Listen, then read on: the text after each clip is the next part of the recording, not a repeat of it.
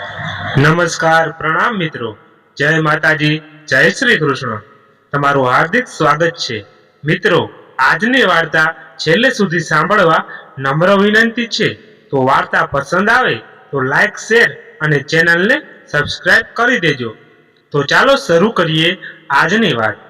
આજે વર્ષો બાદ અમોલ તેના કોલેજના મિત્ર શ્રીધરને ઘેર તેને મળવા આવ્યો હતો. બંને દોસ્તો એકબીજાને ભેટી ખૂબ ખુશ થયા. અમોલને પારિવારિક સમસ્યાઓને લીધે અધવચ્ચેથી જ કોલેજનો અભ્યાસ છોડવો પડ્યો હતો. તેથી તેઓની પાસે એકબીજાને કહેવા માટે ઢગલો વાતો હતી. બંને અલગ મલકની વાતો કરવામાં મશગુલ હતા. ત્યાં શ્રીધરની પત્ની ઉન્નતિ ટેબલ પર ચાના 2 કપ મૂકી ગઈ. ઉન્નતિને જોઈને અમોલને આશ્ચર્યનો એક ઝાટકો લાગ્યો. ઉન્નતિ ચાના કપ મૂકી રસોડામાં જતા જ અમોલે ધીમેથી પૂછ્યું, શ્રીધર, આ તો તારી પ્રેમિકા કાવ્યાની બહેનપણી ઉન્નતિ છે ને? શ્રીધરે કહ્યું, હા, પણ તેને હવે ઉન્નતિ નહીં પણ ઉન્નતિ ભાભી એમ બોલ. અમોલે આશ્ચર્યથી પૂછ્યું, તે ઉન્નતિ જોડે લગ્ન કર્યા? શ્રીધર હકારમાં માથું હલાવી કહ્યું, હા. અમોલ બોલ્યો, કાવ્યા તારો પ્રથમ પ્રેમ હતો ને તો પછી તે એને છોડીને એની બહેનપણી સાથે કેમ લગ્ન કર્યા? શ્રીધર કશું બોલ્યો નહીં. અમોલે આગળ કહ્યું, સમજી ગયો દોસ્ત, પ્રથમ પ્રેમને પામવું સહુ કોઈના નસીબમાં હોતું નથી. હું જાણું છું કે તને એ વાતનો ઘણો અફસોસ થતો હશે. શ્રીધરે આંખમાં આવેલા આંસુને લૂછતા કહ્યું, ઈશ્વરની મરજી સામે કોઈનું ચાલતું નથી. અમોલ બોલ્યો, પરંતુ કાવ્યાનું શું થયું? એ તો તને દિલો જાનથી ચાહતી હતી. શ્રીધરના મન મસ્તિષ્કમાં ભૂતકાળના દ્રશ્યો તાજા થયા. તેણે કાવ્યાનો ચહેરો યાદ કરવાનો પ્રયત્ન કરી જોયો, પરંતુ હવે તેની આંખ સામે ઉન્નતિ સિવાય બીજો કોઈ ચહેરો આવતો જ નહોતો. ઉન્નતિ સાથે લગ્ન થયાના 12 વર્ષ જેટલા લાંબા સમયગાળામાં કાવ્યાના ચહેરાને પરાણે ભૂલવામાં સફળ થયેલા શ્રીધર માટે હવે તેના ચહેરાને ફરી યાદ કરવું ખૂબ કપરું બની રહ્યું હતું. કહેવાય છે કે પહેલા પ્રેમને કોઈ ભૂલી શકતું નથી. શ્રીધરે પણ કાવ્યાની આછી ઝલક યાદ કરીને કહ્યું, અમોલ, એ ખૂબ લાંબી કહાની છે. અમોલે કહ્યું, દોસ્ત, મારી પાસે સમય જ સમય છે. તું આરામથી તારી વાત મને કહી શકે છે. શ્રીધરે અમોલને ઘટના કહેવાની શરૂ કરી. એ સાથે તેની આંખ સામેની ભૂતકાળના દ્રશ્યો ફિલ્મની પટ્ટીની જેમ પસાર થઈ રહ્યા. શ્રીધરે સૌ પ્રથમ કાવ્યાને કોલેજની લાઇબ્રેરીમાં બેસી પુસ્તક વાંચતી જોઈ હતી. તેની સામે તેને ખાસ બહેનપણી ઉન્નતિ પણ બેઠી હતી. મંદ મંદ પવનને કારણે કાવ્યાની લહેરાતી જુલ્ફોમાં શ્રીધર એવો તો ખોવાઈ ગયો હતો કે એનું એ વાત તરફ ધ્યાન ગયું જ નહીં કે ઉન્નતિ પણ તેને એકટીસે નિહાળી રહી હતી. ઉન્નતિ જે દિશામાં તાકી રહી હતી ત્યાં જ્યારે કાવ્યાએ જોયું ત્યારે તેની નજર શ્રીધર સાથે મળી. એ સાથે જાણે અંગે અંગમાંથી વીજળીનો કરંટ દોડી ગયો હોય તેવી અનુભૂતિ બંનેને થઈ. જાણે દુનિયા ભૂલી બંને એકબીજામાં ખોવાઈ ગયા હતા. ઉન્નતિના ધ્યાનમાં જ્યારે આ વાત આવી ત્યારે એ મનોમન સામસામી ઉઠી હતી. થોડી અકળામણથી ઉન્નતિએ કાવ્યાને માથે એક ટપલી મારતા કહ્યું, તું કોલેજમાં ભણવા આવે છે કે પછી આમ નૈન મટકા કરવા આવે છે? તારા માતા પિતાને તારી આ હરકતોથી જાણ થઈ તો ખબર છે ને તેઓ તારી કોલેજ છોડાવી દેશે. કાવ્યાએ થોડા રોષથી કહ્યું, મને શિખામણ આપે છે, પણ તું પોતે શું કરી રહી હતી? ઉન્નતિએ કહ્યું, વહાલી, તું તો જાણે જ છે કે વર્ષો પહેલા મારા માતા પિતા અવસાન પામ્યા છે. તેથી મને ટોકવા વાળું કોઈ નથી. વળી મારા માતા પિતા મારા માટે કરોડોની સંપત્તિ છોડી ગયા હોવાથી મને કોઈની પરવા પણ નથી. હું તો આઝાદ પંછી છું, આઝાદ. મને પૂછવા વાળું આ દુનિયામાં કોઈ નથી. આમ કહેતા કહેતા ઉન્નતિની આંખ ભીની થઈ ગઈ. કાવ્યાએ ઉન્નતિના હાથ પર પ્રેમથી પોતાનો હાથ મૂકતા કહ્યું, હું તારી કોઈ નથી. ઉન્નતિએ આંખમાં આવેલી અશ્રુની બુંદોને હળવેકથી હથેળી વડે ઉડાવી આલિયા ભટ્ટ જેવી અદામાં કહ્યું, એટલે તું મારા પર રોકટોક કરીશ? ચાલ ચાલ, હવે આવી મોટી. આ સાંભળી કાવ્યા પણ હસી પડી. ઉન્નતિ, તારા મગજ પર ફિલ્મોનું ભૂત એવું સવાર રહે છે કે ક્યારેક ક્યારેક તારી કેટલીક હરકતો અભિનય જ લાગે છે. ઉન્નતિ થોડી ગેલમાં આવીને બોલી, આ બંદી અભિનેત્રી તો છે જ. ચાલ છોડ એ વાત, અને મને એ કહે કે હમણાં જે યુવાન તને તાકી રહ્યો હતો એ તને ગમ્યો? મને તો તેને જોતા જ પહેલી નજરનો પ્રેમ થઈ ગયો છે. કાવ્યા વિસ્મયથી ઉન્નતિની વાતો સાંભળી રહી. શ્રીધર હજુ પણ ઊભો કાવ્યાને તાકી રહ્યો છે. એ વાત ધ્યાનમાં આવતા ઉન્નતિએ તેની સામે જોઈ એક આંખ મીચકારી. ઉન્નતિની આ હરકતથી શ્રીધર ડઘાઈને ત્યાંથી જતો રહ્યો. ઉન્નતિને આ જોઈ હસવું આવ્યું. ઉન્નતિને અચાનક આમ હસતા જોઈ કાવ્યાએ પૂછ્યું, કેમ, શું થયું? ઉન્નતિ બોલી, કઈ નહીં. કાવ્યા પુસ્તક હાથમાં લઈ વાંચવા માંડી, પરંતુ તેનું ચિત્ત શ્રીધરના વિચારોમાં ખોવાઈ ગયું. સમયનો પ્રવાહ એની ગતિએ વહેતો રહ્યો. શ્રીધર અને કાવ્યાની મુલાકાતો નિયમિત થવા લાગી. ધીમે ધીમે બંને એકબીજાને દિલો જાનથી ચાહવા લાગ્યા. બંનેને એકબીજા વગર હવે એક પળ પણ ચાલતું નહીં. તેમના પ્રેમની પૂરપાટ ઝડપ દોડી રહેલી ગાડીને અટકાવી શકે તેવો અવરોધ માત્ર એક જ હતો, અને તે કાવ્યાના માતા પિતા. તેઓ સ્વભાવે ખૂબ રૂઢિચુસ્ત હતા. કાવ્યા કોઈ યુવાન જોડે બોલે એ તેમને જરાય ગમતું નહીં. કાવ્યાની જાણ બહાર તેનો ભાઈ તેનો મોબાઈલ પણ તપાસતો રહેતો. જોકે કાવ્યાને આ વાતની જાણ હતી, એટલે જ તો એ શ્રીધરને કાયમ પીસીઓથી જ કોલ કરતી. એક દિવસ શ્રીધર કાવ્યાના વિચારોમાં ખોવાયેલો હતો. ત્યાં તેનો મોબાઈલ રણકી ઉઠ્યો. શ્રીધર મોબાઈલ ઉઠાવી કાને અડાતા પૂછ્યું, હેલો, કોણ બોલે છે? સામે છેડેથી અવાજ આવ્યો, કેમ, મારો અવાજ ઓળખતો નથી?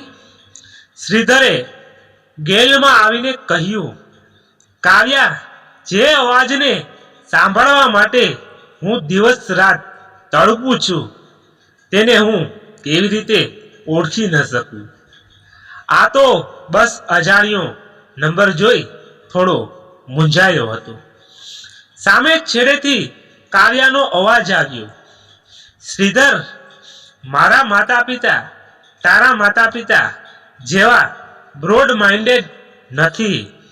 તું તો જાણે જ છે કે તેઓની બીકે હું તને કાયમ પીસીઓથી જ કોલ કરું છું. શ્રીધરે કહ્યું, હા, પરંતુ તારે તારા ઘરમાં કોઈક દિવસ તો આપણા સંબંધો વિશે જાણ કરવી જ પડશે ને.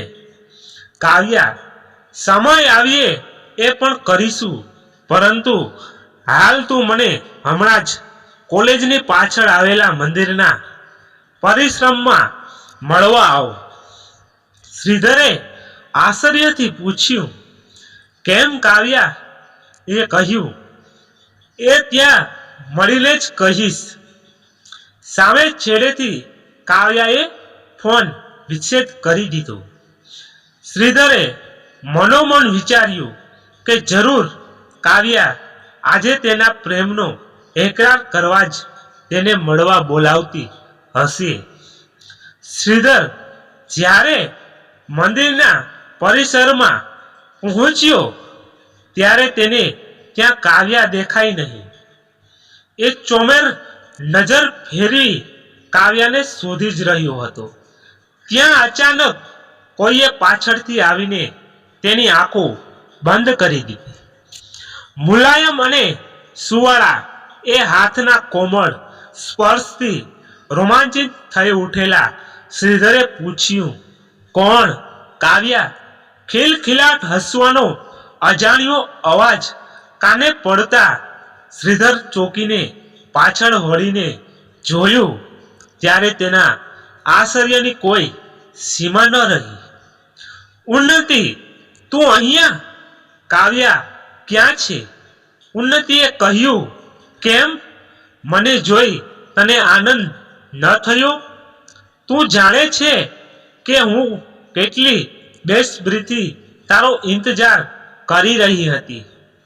શ્રીધરે કહ્યું, તું મારો ઇંતજાર કરી રહી હતી, પરંતુ તને કેવી રીતે ખબર પડી કે હું અહીં આવવાનો છું?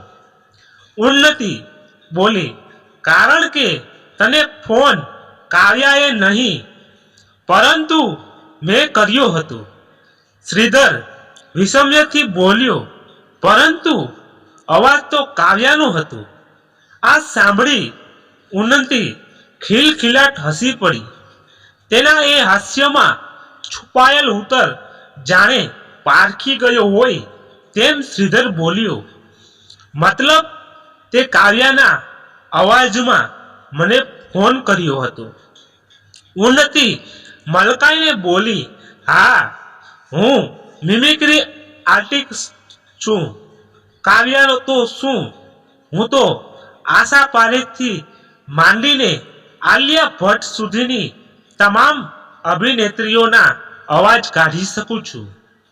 શ્રીધરે રોષથી કહ્યું, ઉન્નતિ, તારી આ કલાનો ઉપયોગ લોકોના મનોરંજન પૂરતો મર્યાદિત રાખીશ તો વધારે યોગ્ય રહેશે. કાવ્યાનો અવાજ કાઢી તે મને છેતરીને અહીં બોલાવ્યો એ હરકત મને જરાય ગમી નથી. ઉન્નતિએ કહ્યું, dear, forget it. You know everything is fair in love and war. શ્રીધરે હસીને કહ્યું, ચલચિત્રો જોઈને તારું મગજ બગડ્યું છે. તું જે ઉક્તિ બોલી રહી છું તેનો અર્થ જાણે છે? ઉન્નતિ અવાચક નજરે શ્રીધરને જોઈ રહી. શ્રીધર બોલ્યો, 16મી સદીના મહાન લેખક શ્રી જ્હોન લીલીએ તેમના પુસ્તક યુક્સમાં આ ઉક્તિ લખી હતી. આ ઉક્તિ દ્વારા તેમણે યુદ્ધ કે પ્રેમમાં સામેવાળાના દિલને જીતી તેની નારાજગીને દૂર કરી સમાધાન કરવા માટે કરવામાં આવતી એવરીથિંગ બાબતોને ફેર ગણાતી હતી. પ્રેમીઓની લડાઈ તેના પ્રેમી સામે કે પ્રતિસ્પર્ધી સાથે હોતી નથી, પરંતુ જે તે કાળની સમાજની સંકુચિત માનસિકતા સામે હોય છે અને તેને દૂર કરી પોતાના પ્રેમને પામવા માટે કરાતી એવરીથિંગ બાબતો ફેર હોય છે. જો કે દરેક બાબતમાં ઝટ સફળતા ઈચ્છતા આજના યુવાનોએ આ ઉક્તિની વ્યાખ્યા જ બદલી નાખી છે. પ્રેમનો અસ્વીકાર તેમના અહમને દુભાવે છે. પરિણામે તેઓ તેમની ચાહતને દુશ્મન સમજવા લાગે છે. પ્રેમમાં નાસીપાસ થયેલા આવા યુવાનો બેફામ રીતે વર્તી તેમના પ્રેમી કે પ્રેમિકાને ભયંકર નુકસાન પહોંચાડે છે અને પછી નિર્લજ્જની જેમ કહે છે કે everything is fair in love and war. It's not fair. ઉન્નતિ કોઈના પ્રેમને પામવા ખુદને હારી તેના દિલને જીતવું પડે છે અને એ માટે તમે જે કંઈ કરો એ એવરીથિંગ ફેર ગણાતું હોય છે. ઉન્નતિએ શ્રીધરની આંખોમાં આંખ મેળવતા કહ્યું, તો તારા દિલને જીતવા માટે મારે શું કરવું પડશે? શ્રીધરે કહ્યું, એવરીથિંગ, કે જેનાથી કોઈને નુકસાન ન થાય અને સહુનું ભલું થાય એવી દરેક બાબતો કરીને તું તારા પ્રેમને પામવાનો પ્રયત્ન કરી શકે છે. ઉન્નતિએ એ નશીલી આંખોમાં જાણે પોતે ડૂબી જશે એવો ભય લાગતા શ્રીધર ઝડપથી નજર હટાવીને કહ્યું, મારે અહીંથી નીકળવું પડશે. આપણને કોઈ અહીં આ મંદિરના પરિસરમાં આમ જોઈ જશે તો ખોટો અર્થ કાઢશે.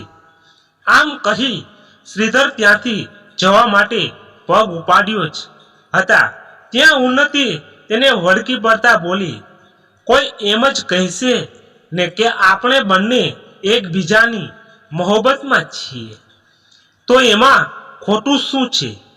શ્રીધરે ઉન્નતિને પોતાનાથી દૂર કરતા કહ્યું, ઉન્નતિ, હું તને નહીં પણ કાવ્યાને પ્રેમ કરું છું. તેના વગર હું બીજી કોઈ યુવતી તરફ જોવામાં પણ પાપ સમજું છું. ઉન્નતિ બોલી, શ્રીધર, હું દેખાવે કાવ્યા કરતાં પણ સુંદર છું. અમારા બંનેની ફિગરમાં પણ જાજો ફેર નથી. તો પછી તું મારા પ્રેમ પ્રસ્તાવને કેમ ઠુકરાવે છે? શ્રીધરે શાંતિથી કહ્યું, ઉન્નતિ, કાવ્યા મારો પહેલી નજરનો પ્રેમ છે. ઉન્નતિ શ્રીધરને ફરી વળગી પડતા બોલી, શ્રીધર, તું પણ મારો પહેલી નજરનો જ પ્રેમ છે. તને લાઇબ્રેરીમાં પહેલી વાર જોતા જ હું તારા પ્રેમમાં પડી ગઈ હતી. શ્રીધરે તેને ફરીથી પોતાનાથી અળગી કરતા કહ્યું, જસ્ટ શટ અપ ઉન્નતિ. બધા કંઈ તેમના પ્રિય પાત્રને પામી શકતા નથી. હું કાવ્યાને ચાહું છું અને તેથી સાથે જ લગ્ન પણ કરવાનો છું. મને તું અત્યારે ભાનમાં નથી લાગતી, તેથી કાલે વાત કરીશું. ઉન્નતિ ફરી શ્રીધરને વળગી પડતા બોલી, હા, હું તારા પ્રેમમાં ભાન ભૂલી છું. શ્રીધર, જ્યાં સુધી તું મને આઈ લવ યુ નહીં કહે ત્યાં સુધી હું તને જવા નહીં દઉં. શ્રીધરે અકળાઈને ઉન્નતિને હડસેલો માર્યો. ઉન્નતિ પોતાનું સંતુલન ખોઈ બેસતા ભોંય પર ગબડી પડી. શ્રીધરે તાળું પૂરીને કહ્યું, બેશરમ ડાકણ પણ બે ઘર છોડીને શિકાર કરે છે, જ્યારે તું તો તારી બહેનપણીના પ્રેમને જ તફડાવી લેવા માંગે છે. આજે મને છેતરીને અહીં બોલાવ્યો છે, પરંતુ આજ પછી ક્યારેય આવી હરકત કરવાની હિંમત કરતી નહીં, નહીતર તેનું પરિણામ સારું નહીં આવે.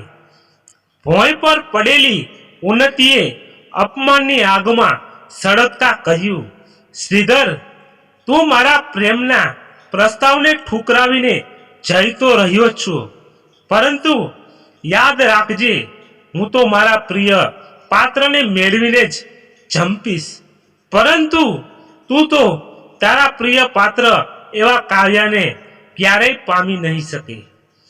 આ સાંભળી શ્રીધરના પગ અટક્યા. શ્રીધરને રોકાયેલો જોઈ ઉન્નતિ દિલની ધડકણનો તેજ થઈ. શ્રીધર પાછો વળી ઉન્નતિ પાસે આવ્યો. ઉન્નતિએ તેને પ્રેમથી છલોછલ નજરે નિહાળ્યો. શ્રીધર હોઠ વીસી ઉન્નતિના ગાલ પર એક તમાચો ચોડી દેતા કહ્યું, ગો ટુ ડેન. ઉન્નતિ આગ ઝરતી નજરોથી શ્રીધરને ત્યાંથી જતો જોઈ રહી. આ સાંભળી અમોલે કહ્યું, હા, તારા ઉન્નતિ ભાભી જોડે લગ્ન થવાનું કારણ હવે હું સમજ્યો. શ્રીધર શું સમજ્યો? અમોલ, એ જ કે પ્રેમની પ્રથમ સીડી તકરાર જ હોય છે. પરંતુ કાવ્યાનું શું થયું? શ્રીધરે કહ્યું, ધીરજ રાખ, તને બધું જ કહું છું. કાવ્યા અને હું બંને એકબીજાને દિલો જાનથી ચાહતા હતા.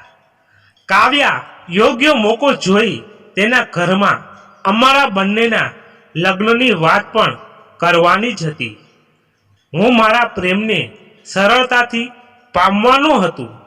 સઘળું સરળ રીતે ચાલતું હતું, પરંતુ એ દિવસે ઉન્નતિ સાથે થયેલી તકરારે અમારી જિંદગીમાં એવો વળાંક લાવી દીધો કે અમે બંને એકબીજાથી કાયમ માટે વિખૂટા પડી ગયા. દોસ્ત, ઉન્નતિ સાથે કરેલા દુર્વ્યવહારનું ખૂબ માઠું પરિણામ અમારે ભોગવવું પડ્યું હતું. એ દિવસે રોષે ભરાયેલી ઉન્નતિ સીધી કાવ્યાના ઘરે ગઈ અને કાવ્યાના માતા પિતાને અમારા પ્રેમ પ્રકરણની જાણ કરી દીધી. ઉન્નતિની કાન ભંભેરણીની પરિણામે કાવ્યાના પરિવારજનોએ ખૂબ રોષે ભરાયા.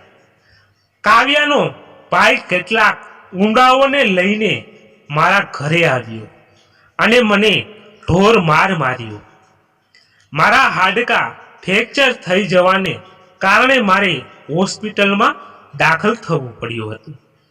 હોસ્પિટલમાં મને જાણવા મળ્યું કે બાંદ્રામાં રહેતા કાવ્યાના માતા પિતા તેને આગળના અભ્યાસ માટે કોઈક બીજા શહેરમાં રહેતા તેમના ઓળખીતાને ત્યાં મોકલી રહ્યા હતા. 11મી જુલાઈ 2006ના રોજ કાવ્યાના માતા પિતાએ તેને બાંદ્રા સ્ટેશનથી બીજા શહેરમાં પહોંચાડવાની જવાબદારી ઉન્નતિને સોંપી હતી. અમોલે અકળાઈને કહ્યું, તો પછી તે એટલામાં નાસ્તાની પ્લેટ લઈને આવેલી ઉન્નતિને જોઈને અમોલ ચૂપ થઈ ગઈ. ઉન્નતિએ નાસ્તાની પ્લેટ મૂકતા કહ્યું, અમોલભાઈ, શરમાતા નહીં, આપણું ઘર જ સમજો.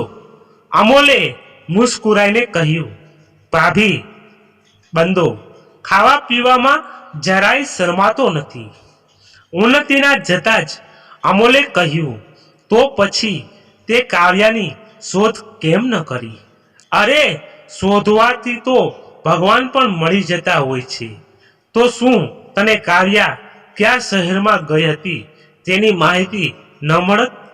શ્રીધરે કહ્યું, કાવ્યા જો બીજા શહેરમાં ગઈ હોત તો હું જમીન આસમાન એક કરીને તેને શોધી લાવ્યો હોત.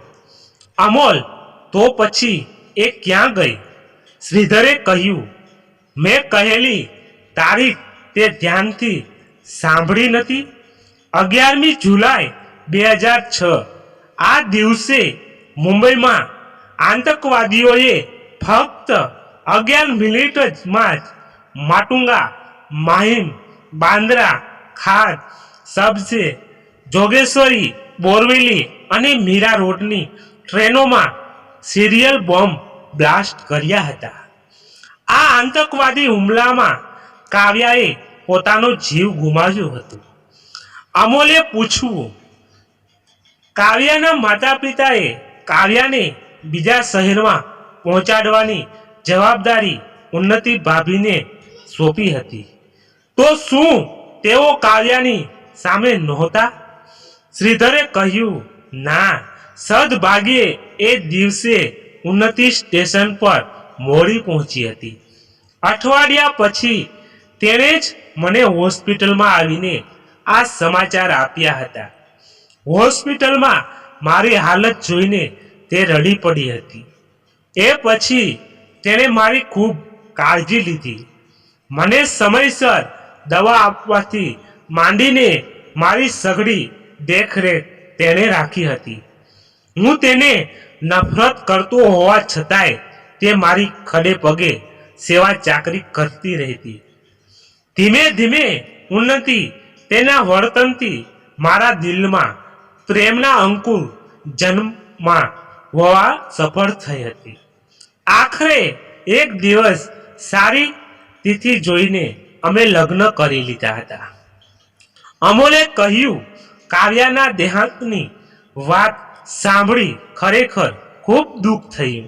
શ્રીધર, ક્યાંક તને એવું નથી લાગતું કે ઉન્નતિ ભાભીએ માત્ર તારું દિલ જીતવા તારી સેવા ચાકરીનું નાટક કર્યું હોય? શ્રીધરે હસીને કહ્યું, તારી વાત 100% સાચી, પરંતુ મેં કહ્યું તેમ યુદ્ધ કે પ્રેમમાં સામેવાળાના દિલને જીતવા અથવા તેની નારાજગી દૂર કરવા માટે કરાતી એવરીથિંગ બાબતો ફેર જ ગણાતી હોય છે. હવે ઉન્નતિ અને હું એકબીજાને દિલો જાનથી ચાહીએ છીએ. એ જ સનાતન સત્ય છે. અમોલે પોતાની જગ્યાએથી ઊભા થતાં કહ્યું, તારું નસીબ સારું છે કે તને ઉન્નતિ ભાભી જેવી પત્ની મળી. બાકી જેમ પ્રિય પાત્ર સહુ કોઈને મળતું નથી, તેમજ સાચો પ્રેમ પણ સહુ કોઈના નસીબમાં હોતો નથી. અમોલ બારણા સુધી પહોંચી ગયો હતો.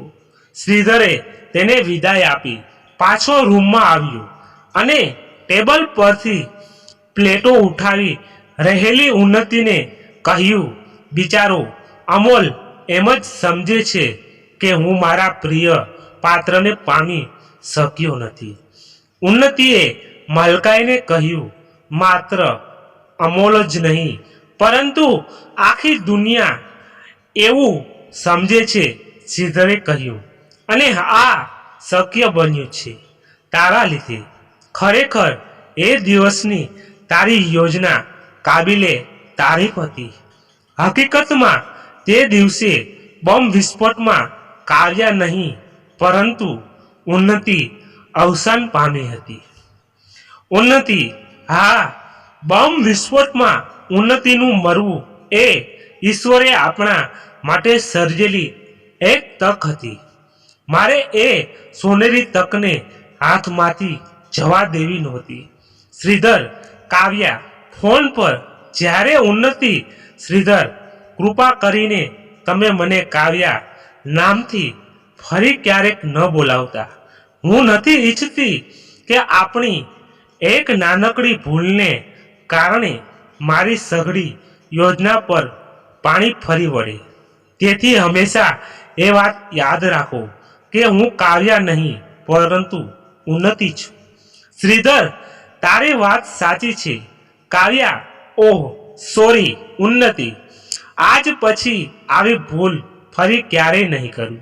હા, એ દિવસે જ્યારે ફોન પર તે બોમ્બ વિસ્ફોટમાં થયેલા ઉન્નતિના અવસાનનો ફાયદો ઉઠાવવાની વાત કહી હતી, ત્યારે મેં પણ વિચાર્યું હતું કે તેના અવસાનને સોનેરી તકમાં ફેરવી આપણે તેની ઉક્તિને સાચી પાડી તેના આત્માને સંતોષ આપીએ. ઉન્નતિ કાયમ મને કહેતી રહેતી કે everything is fair in love and war. ઉન્નતિએ કહ્યું, મારી યોજના પ્રમાણે આપણે ટ્રેનમાં કાવ્યાનું અવસાન થયું હતું. એવી અફવા ઉડાવી જેનો સીધો ફાયદો એ થયો કે મારા માતા પિતાથી આપણે છુટકારો મળી ગયો. બીજી બાજુ મેં મારા એક સર્જન દોસ્ત પાસેથી પ્લાસ્ટિક સર્જરી કરાવી મારો ચહેરો તથા વોકલ ટ્રાન્સફર સર્જરીથી મારો અવાજ આબેહૂબ ઉન્નતિ જેવો કરાવી લીધો. સર્જરીના પરિણામે એક અઠવાડિયામાં હું કાવ્યા મટીને ઉન્નતિ બની ગઈ. હવે ઉન્નતિની આગળ પાછળ કોઈ ન હોવાથી હું કોઈની સાથે પણ લગ્ન કરું તોય કોને શું ફરક પડવાનો હતો. આમ આપણા બંનેના લગ્ન નિર્વિઘ્નપણે પૂર્ણ થયા અને ઉન્નતિની કરોડોની સંપત્તિ પણ આપણને મળી ગઈ. શ્રીધર, તારા સર્જન દોસ્તનો પણ આભાર માનવો જોઈએ. તેને શું અદ્ભુત સર્જરી કરી છે. સાચું કહું, સર્જરી બાદ જ્યારે તું પહેલી વાર મારી સામે આવી હતી ત્યારે હું તને ઉન્નતિ જ સમજી બેઠો હતો. ઉન્નતિ હસીને બોલી, એ દિવસે તમારું મોઢું જોવા જેવું હતું. ખોટું ન લગાડો તો એક વાત પૂછું શ્રીધર, તારી કોઈ વાતનું મેં ક્યારેય ખોટું લગાડ્યું છે? ઉન્નતિ બોલી, મારો ચહેરો મારી શૈલી ઉન્નતિ જેવો દેખાય છે એ વાતનું તમને ઘણું દુઃખ થતું હશે. નહીં. શ્રીધરે ઉન્નતિને નજીક લેતા કહ્યું, ઉન્નતિ, હું તારા ચહેરાને નહીં પરંતુ તને પ્રેમ કરું છું. ઉન્નતિ ખોટે ખોટું રોષે ભરાતા બોલી, છોડો મને, તમે પણ હવે હમણાંના બહુ બદમાશ થતા જાઓ છો. શ્રીધરે આગળ કહ્યું, વહાલી, કેટલાય કમનસીબો એવા છે કે જેઓ તેમના પ્રિય પાત્રને પામી શકતા જ નથી. હવે બિચારી ઉન્નતિને જ જોને, એ મને મેળવવા એકને પ્રકારે ધમપછાડા કરતી રહી, પરંતુ આખરે તે તેના પ્રિય પાત્ર એટલે કે મને પામી જ શકી નહીં.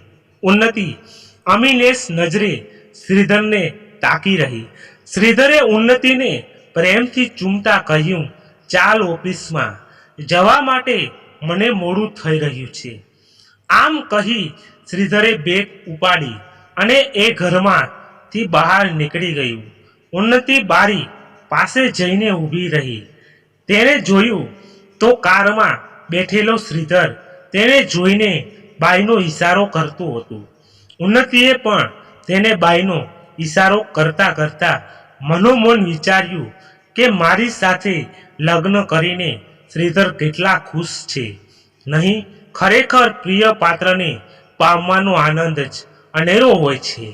કેટલું સાચું કહ્યું હતું એમણે કે કેટલાય કમનસીબો એવા છે કે જેઓ તેમના પ્રિય પાત્રને પામી શકતા જ નથી.